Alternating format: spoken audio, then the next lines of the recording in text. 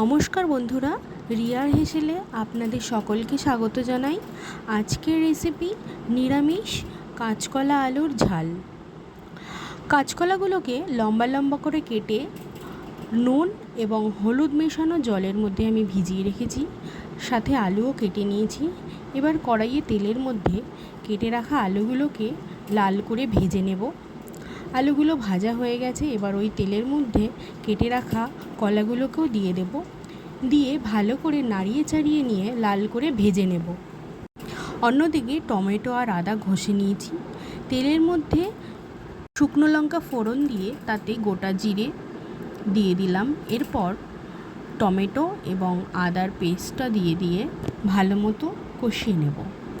এখন সামান্য পরিমাণ ধনিয়ার গুঁড়ো ও সামান্য পরিমাণ জিরার গুঁড়ো, লঙ্কার গুঁড়ো দিয়ে ভালো করে মিশিয়ে নিয়ে সামান্য পরিমাণ হলুদ গুঁড়োও দিয়ে দেব।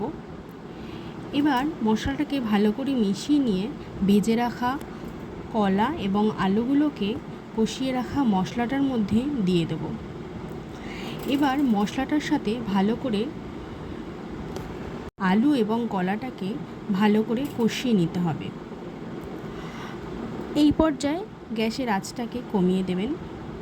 কষানো হয়ে গেছে, আমি পরিমাণ মতো জল দিয়ে দেব এবং স্বাদ অনুযায়ী লবণ, ফুটে গেলে স্বাদ অনুযায়ী চিনি দিয়ে দেব। আমাদের এই পর্যায়ে এবার কেটে রাখা ধনেপাতাটা দিয়ে দিতে হবে। দেখুন সুন্দরভাবে রেডি হয়ে গেছে একদম নিরামিষ কাঁচকলা আলুর ঝাল। খেতে কিন্তু দুর্দান্ত হয়েছিল।